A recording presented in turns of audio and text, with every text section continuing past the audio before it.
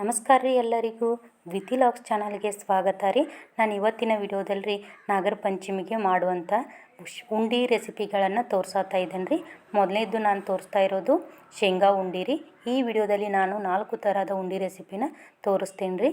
ಇವಾಗ ಮೊದಲನೇದಾಗಿ ಶೇಂಗಾ ಕಾಳನ್ನು ನಾವು ಕ್ಲೀನಾಗಿ ಅವನ್ನೆಲ್ಲ ಕ್ಲೀನ್ ಮಾಡಿಕೊಂಡು ಲೋ ಫ್ಲೇಮಲ್ಲಿ 15ರಿಂದ 20 ನಿಮಿಷದಷ್ಟು ಹುರ್ಕೋಬೇಕಾಗತ್ತೆ ರೀ. ಮೇಲಿನ ಸಿಪ್ಪೆ ಚೆನ್ನಾಗಿ ಬಿಟ್ಕೋಬೇಕು ರೀ. ಅಲ್ಲಿವರೆಗೂ ನಾವು ಲೋ ಫ್ಲೇಮಲ್ಲಿ ಹುರ್ಕೋಬೇಕಾಗತ್ತೆ ರೀ. ಇವಾಗ ನೀವು ಎಷ್ಟು ಕ್ವಾಂಟಿಟಿ ತೊಗೋತೀರಿ ಅದ್ರ ಮೇಲೆ ಬೆಲ್ಲನ ತೊಗೋಬೇಕಾಗತ್ತೆ ರೀ.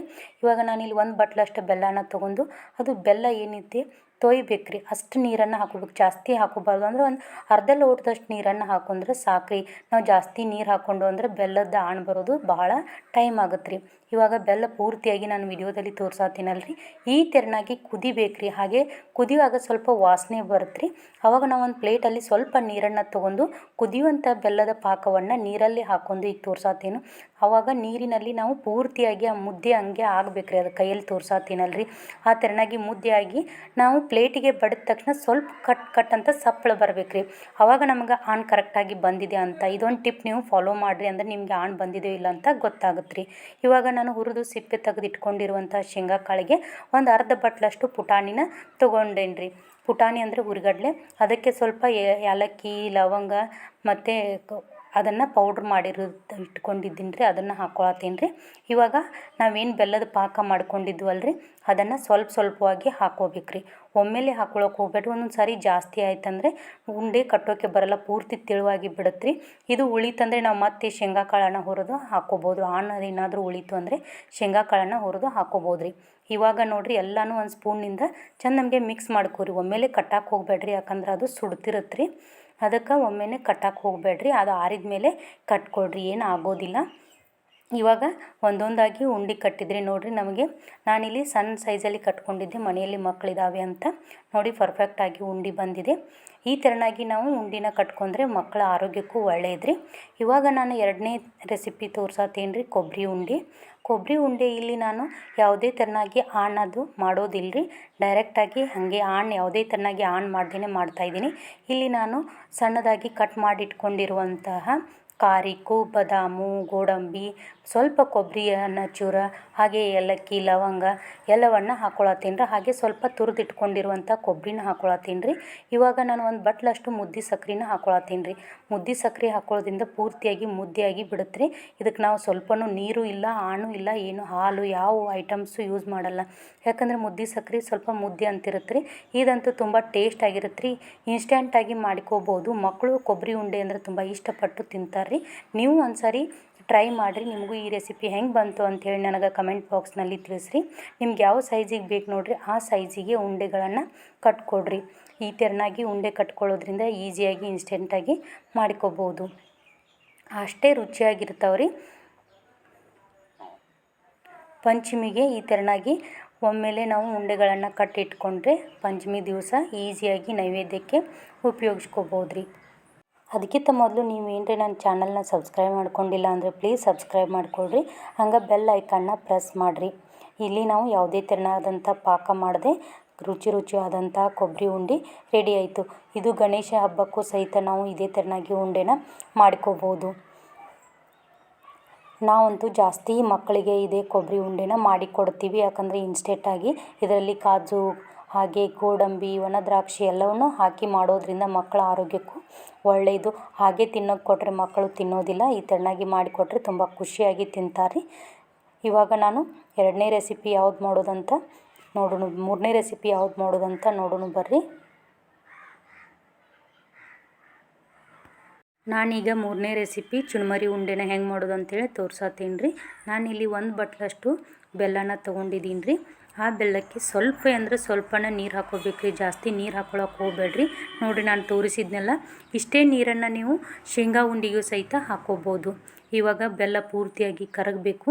ಕರಗಿನ ಸೇಮ್ ಅದೇ ಥರನಾಗಿ ಬಂದಿದೆಯಾ ಇಲ್ವಾ ಅಂಥೇಳಿ ನಾವು ಪ್ಲೇಟ್ನಲ್ಲಿ ಹಾಕಿ ಒಂದು ಸಾರಿ ಪ್ಲೇಟಿಗೆ ಬಡಿದ ತಕ್ಷಣ ಅದು ಕಟ್ ಕಟ್ ಅಂತ ಸೌಂಡ್ ಬಂತು ಅಂದರೆ ನಮಗೆ ಆಣು ಕರೆಕ್ಟಾಗಿ ಬಂದಿದೆ ಅಂತ. ಹಾಗೆ ಜಾಸ್ತಿ ಬಿಡೋಕೆ ಹೋಗಬೇಡ್ರಿ, ಪೂರ್ತಿ ಕಟ್ ಕಟ್ ಅಂತ ಅಂದರೆ ಉಂಡೆ ಪೂರ್ತಿ ಗಟ್ಟಿಯಾಗಿ ಬಿಡ್ತಾವ್ರಿ, ತಿನ್ನೋಕ್ಕೆ ಬರೋದಿಲ್ಲ. ಈ ಥರನಾಗಿ ಕರೆಕ್ಟಾಗಿ ಹದದಲ್ಲಿ ಮಾಡಿಕೊಂಡ್ರಿ ಅಂದರೆ ಉಂಡೆ ನಿಮಗೆ ಟೇಸ್ಟಿಯಾಗಿ ಬರ್ತಾವ್ರಿ. ಸೇಮ್ ಅಂಗಡಿಯಲ್ಲಿ ಏನು ತರ್ತೀವಲ್ರಿ ಅದೇ ರುಚಿ ಸಿಗ್ತಾವೆ. ನಾನಿಲ್ಲಿ ಚುನ್ಮರಿ ಒಳಗೆ ಒಂದು ಅರ್ಧ ಬಟ್ಲಷ್ಟು ಪುಟಾಣಿನ ಹಾಕ್ಕೊಂಡೇನಿ ರೀ. ಈಗ ಮತ್ತೊಮ್ಮೆ ತೋರ್ಸಾತಿದ್ದೀನಿ ನೋಡಿರಿ, ಈ ಥರನಾಗಿ ಕಟ್ ಕಟ್ ಅಂತ ಬಂದರೆ ಆಯಿತು. ಇವಾಗ ನಾನು ಮಾಡಿ ಇಟ್ಕೊಂಡಿರುವಂಥ ಪಾಕನ ಸ್ವಲ್ಪವಾಗಿ ಹಾಕ್ಕೊಳತ್ತೀನಿ ರೀ. ಸೇಮ್ ಜಾಸ್ತಿಯಾಗಿ ಹಾಕ್ಕೊಳಕ್ಕೆ ಹೋಗ್ಬೇಡ್ರಿ, ಪೂರ್ತಿ ತೆಳುವಾಗಿ ಬಿಡುತ್ತೆ. ನೋಡ್ಕೊಂಡು ಸ್ವಲ್ಪ ಹಾಕ್ಕೊಂಡು ನಮ್ಗೆ ಕರೆಕ್ಟಾಗಿ ಬಂದಿದೆ ಅಂತ ಆತಂದರೆ ಬಿಟ್ಕೋಬೋದು. ಅವು ಪಾಕ ಏನಾದರೂ ಉಳಿತಂದರೆ ಅದು ವೇಸ್ಟ್ ಆಗೋಲ್ಲ. ಮತ್ತು ನಾವು ಚುರುಮರಿ ಅಥವಾ ಶೇಂಗಾ ಕಾಳನ್ನ ಅದರಲ್ಲಿ ಹುರಿದು ಪುಡಿ ಮಾಡಿ ಹಾಕ್ಕೋಬೋದು. ಶೇಂಗಾ ಕಾಳು ಮತ್ತು ಚುರುಮರಿ ಉಂಡಿಗೆ ಸೇಮ್ ಒಂದೇ ಹದದಲ್ಲಿ ಪಾಕ ಬೇಕಾಗುತ್ತೆ ರೀ. ಇವಾಗ ಮತ್ತೊಮ್ಮೆ ನಾನು ಅದು ಕರೆಕ್ಟಾಗಿ ಹೊಂದಿಲ್ಲ ಅಂತ ಮತ್ತೊಂದು ಸ್ವಲ್ಪ ಪಾಕನ ಹಾಕ್ಕೊಂಡು ಎಲ್ಲನೂ ಸ್ಪೂನ್ನಿಂದ ಮಿಕ್ಸ್ ಮಾಡ್ಕೊಳತ್ತೀನಿ ರೀ. ತುಂಬ ಬಿಸಿ ಇರುತ್ತೆ ರೀ, ಪೂರ್ತಿ ನಿಧಾನವಾಗಿ ನೋಡ್ಕೊಂಡು ಮಾಡಿಕೊಡ್ರಿ. ಇವಾಗ ನಿಮ್ಗೆ ಯಾವ ಸೈಜಿಗೆ ಬೇಕು ನೋಡಿರಿ ಆ ಸೈಜಿಗೆ ಉಂಡೆಗಳನ್ನು ಕಟ್ಕೊಳ್ರಿ. ಬಿಸಿ ಇರುವಾಗ ಕಟ್ಕೊಳಕ್ಕೆ ಹೋಗಬೇಡ್ರಿ, ಕೈ ಸುಟ್ಟೋಗುತ್ತೆ. ತುಂಬ ರುಚಿಯಾದಂಥ ಟೇಸ್ಟಿಯಾದಂಥ ಈಸಿಯಾಗಿ ನಾವೇ ಮನೆಯಲ್ಲಿ ಈ ನಾನು ತೋರಿಸಿರುವ ಹದದಲ್ಲಿ ಮಾಡಿದರೆ ನಿಮಗೆ ಉಂಡೆ ರೆಡಿ ಆಗುತ್ತವೆ. ಉಂಡೆ ಮಾಡೋದಂದರೆ ನಾನು ಮೊದಲನೇ ಹೆದರ್ತಿದ್ದೆ ರೀ. ಇವಾಗ ನನಗೆ ರೂಢಿ ಆಯ್ತಲ್ವ, ರೂಢಿ ಆದ ತಕ್ಷಣ ಈಗ ಈಸಿಯಾಗಿ ಒಬ್ಬಳೇ ಉಂಡೆಗಳನ್ನು ಮಾಡ್ಕೋತೀನಿ. ನಾನು ತೋರಿಸಿರುವ ಕ್ವಾಂಟಿಟಿಯಲ್ಲಿ ಇಷ್ಟೊಂದು ಉಂಡೆಗಳಾಗಿದ್ದಾವೆ, ಅದು ತುಂಬ ಟೇಸ್ಟಿಯಾಗಿದ್ದಾವೆ. ಇವಾಗ ನಾನು 4ನೇ ರೆಸಿಪಿನ ರವೆ ಉಂಡೆನ ಮಾಡ್ಕೋತಾ ಇದ್ದೀನಿ. ಇಲ್ಲಿ ನಾನು 2.5 ಲೋಟದಷ್ಟು ರವೆನ ತೊಗೊಂಡಿದ್ದೀನಿ ರೀ. ಅದು ಸಣ್ಣ ರವೆ. ಅದಕ್ಕೆ ಸ್ವಲ್ಪ ತುಪ್ಪನ ಹಾಕ್ಕೊಂಡು ಹುರ್ಕೋಬೇಕ್ರಿ. ಜಾಸ್ತಿ ಒಮ್ಮೆಲೆ ತುಪ್ಪನ ಹಾಕ್ಕೊಂಡು ಹುರ್ಕೊಳಕ್ಕೆ ಹೋಗ್ಬೇಡ್ರಿ. ಸ್ವಲ್ಪ ತುಪ್ಪನ ಹಾಕ್ಕೊಂಡು ಒಂದು 10ರಿಂದ 15 ನಿಮಿಷ ಲೋ ಫ್ಲೇಮಲ್ಲಿ ಹುರ್ಕೊಳ್ರಿ. ನಾವು ಎಷ್ಟು ಗರಿಯಾಗಿ ರವೆನ ಹುರ್ಕೋತೀವಲ್ರಿ ಅಷ್ಟು ಉಂಡೆ ರುಚಿಯಾಗಿ ಬರ್ತಾವ್ರಿ. ಇವಾಗ ನಾನಿಲ್ಲಿ ಅರ್ಧ kg ರವೆಗೆ ಅಂದರೆ 2.5 ಕ್ವಾಂಟಿಟಿಯಷ್ಟು ರವೆನ ತೊಗೊಂಡಿದ್ದೀನಿ. ಅಷ್ಟೇ ಕ್ವಾಂಟಿಟಿಯಲ್ಲಿ ಸಕ್ಕರೆನ ತೊಗೊಂಡಿದ್ದೀನಿ. 2.5 ಲೋಟದಷ್ಟು ಸಕ್ಕರೆ, ಹಾಗೆ 1 ಲೋಟದಷ್ಟು ನೀರನ್ನು ತೊಗೊಂಡಿದ್ದೀನಿ. ಈ ಕ್ವಾಂಟಿಟಿಯಲ್ಲಿ ನೀವು ಮಾಡಿಕೊಳ್ಳಿ, ಉಂಡೆ ಕರೆಕ್ಟಾಗಿ ಬರ್ತಾವ್ರಿ. ಉಂಡೆ ಮಾಡೋದು ಏನು ತುಂಬ ಕಷ್ಟದ ಮಾತಲ್ಲ, ತುಂಬ ಈಸಿಯಾಗಿದೆ. ಇವಾಗ ಪೂರ್ತಿಯಾಗಿ ಸಕ್ಕರೆ ಕರಗಬೇಕ್ರಿ. ಅಲ್ಲಿವರೆಗೂ ನಾವು ಸ್ಪೂನ್ನಿಂದ ಕೈ ಆಡಿಸ್ಕೊತಾ ಇದ್ದರೆ ಬೇಗ ಸಕ್ಕರೆ ಕರಗುತ್ತೆ. ಕಲರ್ ಸ್ವಲ್ಪ ಚೇಂಜ್ ಆಗಬೇಕ್ರಿ, ಬ್ರೌನ್ ಕಲರ್ ಬರಬೇಕು.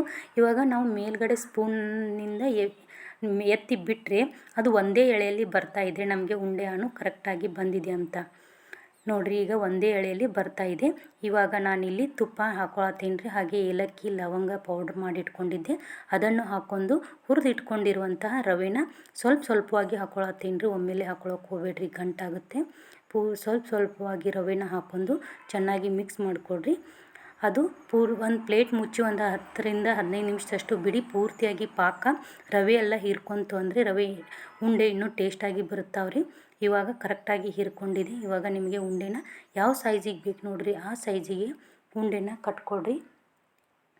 ಮಕ್ಕಳಿಗೆ ರವೆ ಉಂಡೆ ಅಂದರೆ ತುಂಬ ಇಷ್ಟ. ಹಾಗೆ ಗಣೇಶನಿಗೂ ಆಯಿತು, ಗೌರಿ ಹಬ್ಬಕ್ಕೂ ಸಹಿತ ನಾವು ರವೆ ಉಂಡೆನ ಮಾಡಿಕೋಬಹುದು. ತುಂಬ ಈಸಿಯಾಗಿ ಕಡಿಮೆ ಟೈಮ್ನಲ್ಲಿ ಮನೆಯಲ್ಲಿ ನಾವೇ ಈ ಥರನಾಗಿ ಉಂಡೆಗಳನ್ನು ಕಟ್ಕೊಂಡ್ರೆ ಹಬ್ಬಕ್ಕೂ ಈಸಿ ಆಗುತ್ತೆ. ನಾನು ಮಾಡಿ ತೋರಿಸಿರುವಂಥ 4 ರೆಸಿಪಿ ನಿಮಗೆ ಇಷ್ಟ ಆಗಿದೆ ಅಂತ ಅಂದ್ಕೊಂಡಿದ್ದೀನಿ.